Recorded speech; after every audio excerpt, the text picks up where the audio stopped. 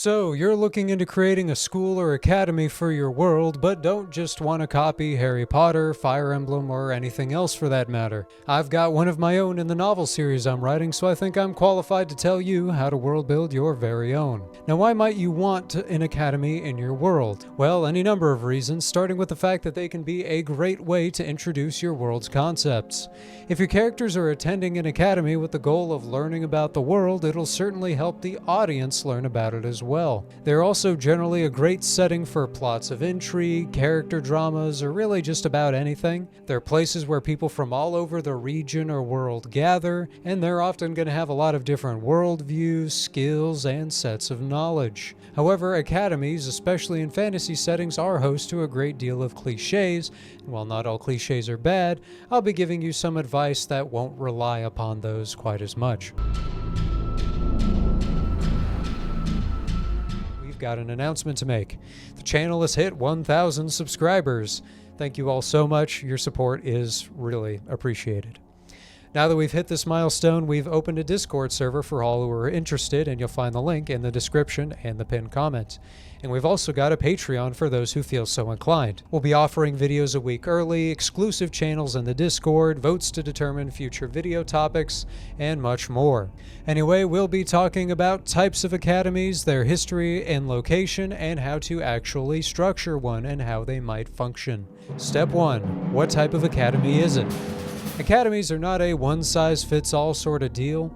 They can exist for all sorts of reasons and will attract different people, result in different kinds of stories, and all of that sort of thing. However, I generally find that when world building, there are magic academies, military academies, religious academies, and those that are some sort of mix of those three. You might already have an idea for what type of academy you want, but each has their own set of benefits to choosing them. The first type is the most common, the magical academy. They're common for a very good reason. It's just a really fun concept. In these, characters get to learn about magic. You can develop your magic system, and your audience can learn about it at the same rate that the characters do. This can help solve a large problem that can exist with magic systems and world building in general: introducing things too quickly or too densely for the audience to keep up. If you mete out the disclosure of your lore and the mechanics of your magic over time, it'll be a lot more digestible. It also allows for things to get more exciting over time as your characters learn more and more advanced spells and magical techniques. This can go the other way, however. There are jokes about stories with academies in them never actually having a scene that takes place during a class, and that is ultimately the most ironic thing about world-building academies. You generally want to keep the actual lessons portrayed in your story to a fairly limited number. This is because school lectures aren't good writing in terms of storytelling, which is a concept I find pretty amusing. This is because a lecture is one character talking almost exclusively about what is technically world building, even if it's conventional or assumed world building like mathematics, and that is the exact kind of content that will make your audience snore. Instead, if you actually want scenes in class, the lectures should be kept to a minimum or should be short when present. Only more extracurricular class activities will tend to make for good scenes. Anyway, back to magical academies. Those often prove to not only be good places for your magic to be taught about, but also for your magic to be seen in action. Does it have guards? Perhaps they use magic to protect the grounds or something like that. Perhaps instead of stairs, they have magically levitating platforms. Harry Potter, for all its problems, introduced these sorts of things in a fun way, and that sort of whimsical nature of Hogwarts is a huge part of why so many people found it appealing. But that doesn't mean you could just throw in wacky stuff and copy it and have success, because now that sort of thing is sort of done to death.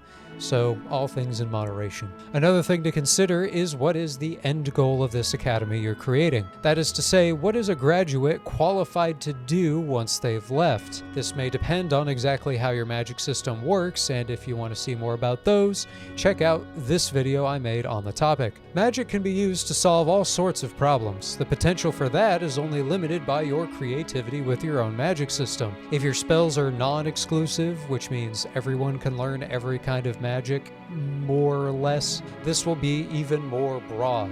Perhaps just being a wizard is a career in of itself in the D&D sense. The character knows magic, and thus by value of being good at it, they can find ways to support themselves as an adventurer, a teacher, or just someone capable of doing useful things those without magic can't. This can be a little easier to determine if your magic is exclusive and you have to specialize. Your water magic users may become firefighters of some sort, for example. The general point here is that everyone at your academy should have an end goal for being there, or them not having decided on what they want to do yet should be an important feature of their character if they don't yet have that end goal. This also might in general put you in the right headspace to consider the larger scale implications of magic in your world. As its practitioners graduate and become widespread, what will their impact on that world, its people, politics, and any other sort of thing be? Now we'll move on to military academies. These are generally going to be a little bit narrower in focus, and the very concept answers some of the questions posed earlier. The end goal of those within the academy is to become a member of some sort of military organization, be it a knight, a battle wizard, an assassin, or just some other sort of fighting related thing. The trick here is on how willing they are to be that thing. Just as militaries in real life may conscript soldiers in dire times, so too might some of your students be conscripts of sorts, or otherwise people not so willing to be in a military organization forced to take up the sword. A boot camp is still an academy by the definition we're working with here. Military academies by definition are going to be fairly structured, even to the point of commanding the affairs of its students every moment. I know this from secondhand experience. One of my best friends can be dragged off to go do some mundane or pointless task at literally any moment, regardless of what he was doing beforehand. There was one time when we were right in the middle of a hunt showdown match where he got dragged off to go sit at a desk and guard a hallway for several hours. No notice, no warning, that's just what they told him to do in that instant. But hey, the college is free for him. Anyway, you don't have to go quite that far. But this can fit, especially if your academy is one that produces graduates that'll rank somewhere in the range of still being a foot soldier. If your academy is one exclusively for officers, generals, and the like, this may not be as strongly the case, but it's ultimately up to your own judgment. The reason I emphasize this so much is because this sort of dynamic can turn the academy itself into not just a character, but an antagonist. Your character's struggle to deal with these circumstances may be a significant point of tension in the story. Otherwise, it goes without saying, but researching whatever kind of warfare is most applicable to your setting is always a good idea. If you're relying on pop culture conceptions of anything from medieval warfare to pike and shot to modern day mechanized warfare, people are going to call you out for your lack of knowledge, as pop culture conceptions are largely incorrect pretty much every time. I mean, really, this is just good advice in general. More knowledge is pretty much always good, especially when it's directly relevant to what you're making. The point at which I'll diverge here from where others might not is to say that the inverse, slavishly trying to depict your warfare as accurately as possible, rambling about logistics, etc., is also not a solution. Instead, if you're going to diverge from how warfare works in reality, just make sure you do it for a purpose and don't bog it down in semantics that frankly almost nobody cares about. At the end of the day, military academies are most interesting for the psychology of knowing you're training to be a soldier who may fight and die, and whose friends may fight and die alongside them, while also containing character drama between enthusiastic and reticent recruits, rebellious students and punishing drill sergeants, or two rival students seeking to outdo one another. Next will be the religious academy. These ones are rarer in fiction from my experience, but historically they were some of the most common types of academies. Often in pre-modern settings, it was the religiously educated that could read and write, and most of the founders of modern science came from that sort of background.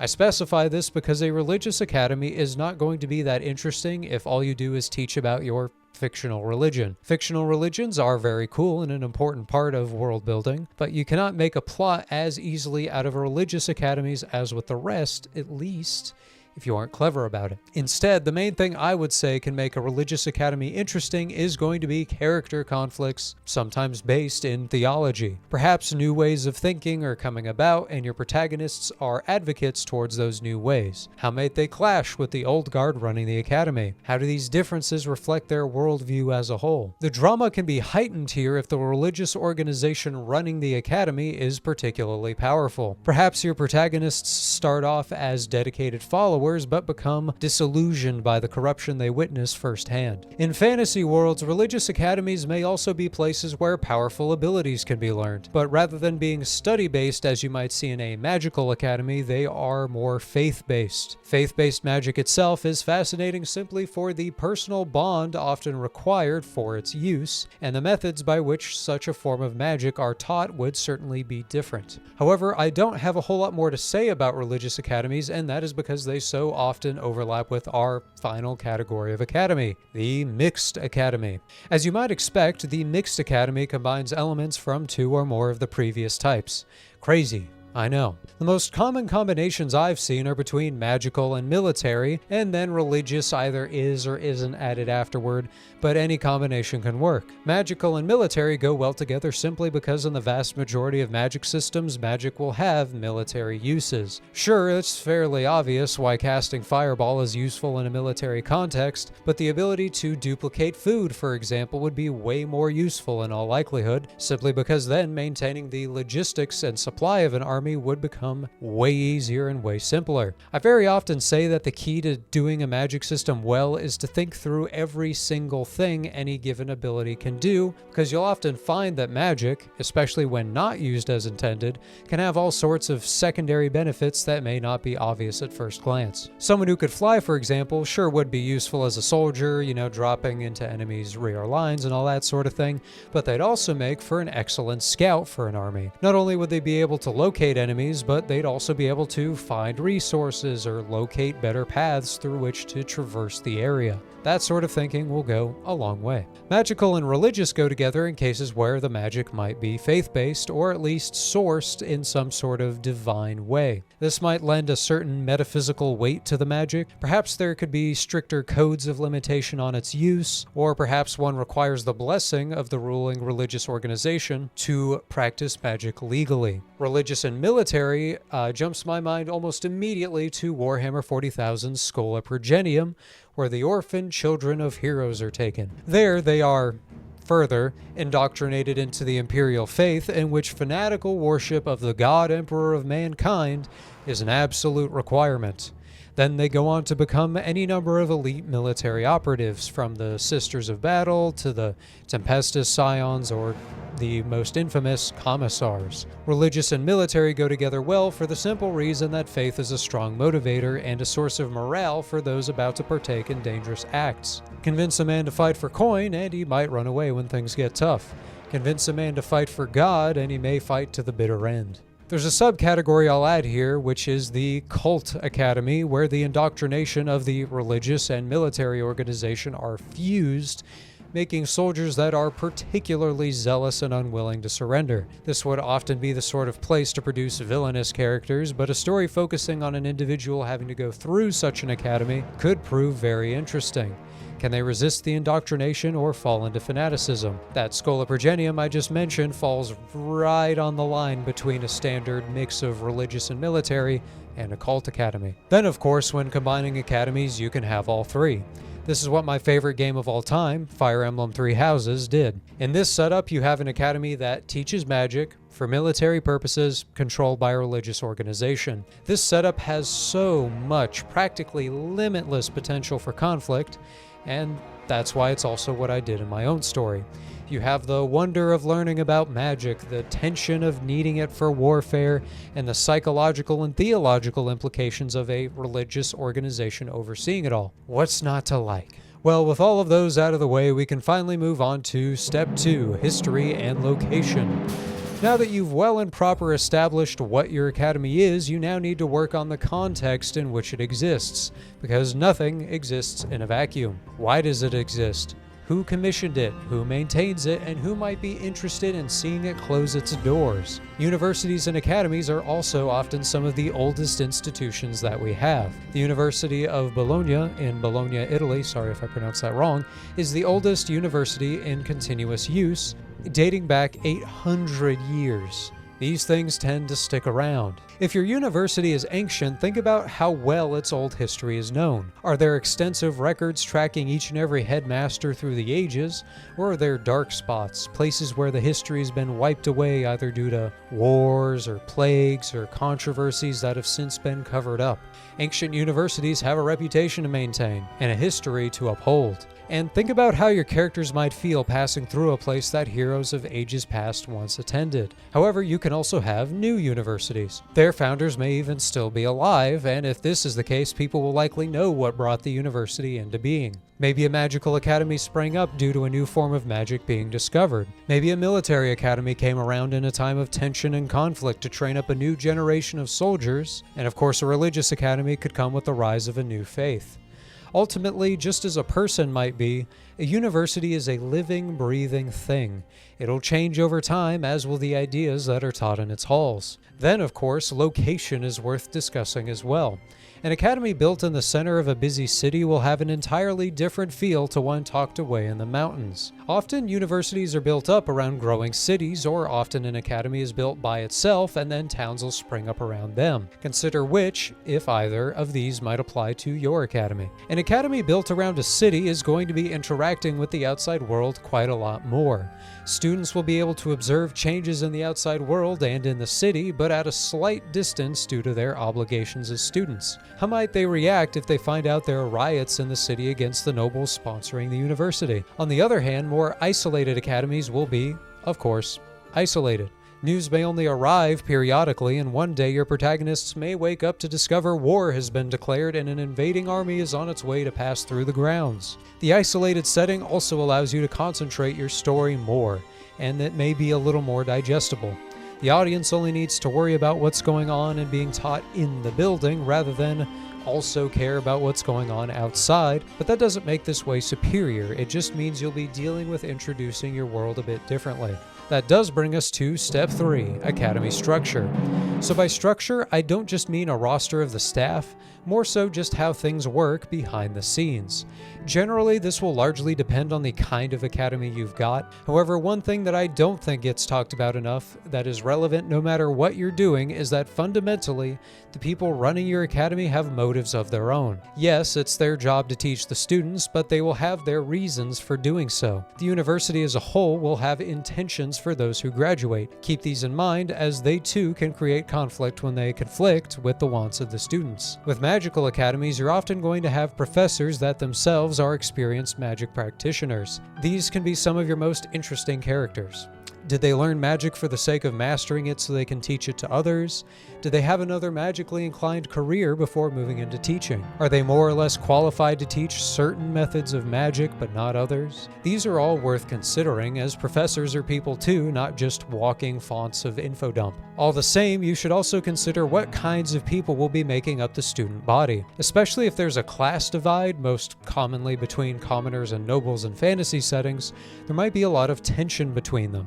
In my own world, nobles tend to have magic via their bloodlines, but commoners are born with it out of the general population sometimes, and some even acquire it while they're kids. There's no natural difference between the capabilities of a noble or a common magic user in my world, only in their social position, which, in the case of the commoner, just got massively raised. While their quality of life in a material sense has gone up exponentially, they're likely to face ostracization from their noble peers who don't deem them worthy or educated enough to deserve their power. So there's tension built right in. Another thing to consider is that if the staff is made up of powerful magic users, they may need to be called up in times of emergency, and who would take over teaching in such a situation? Or perhaps only those too old or infirm to continue with a standard magical career are those who pursue the path of the magical professor. There is an opportunity cost. If you use your magic to teach others how to use their own, that means you aren't really using it for anything else else, at least not as much. When it comes to military academies, they might be set up like the organization they're going to lead into. There may be ranks amongst the students, and if there's a class divide, some students may even begin the academy at ranks exceeding those from social classes lower than themselves. This, as I continue to say, is a good source of conflict. Ultimately, it's kind of funny that this is the case, but there are few better settings for setting up drama between people than an academy. Otherwise, those in the university could themselves be a reserve force for military emergencies. Rather than professors being called away, as in the Magical Academy example, the entire staff and student body may be called up in times of crisis. Untrained students may have to become soldiers at a moment's notice. Another thing to note is that recruiters for more specialized programs may be present within the university, looking for good candidates. Perhaps your protagonist starts off training to be a common foot soldier but ends up lucky, or realistically unlucky, enough to be chosen for some sort of special forces program, likely replete with more intense training, danger, and, can you guess the word I'm about to say?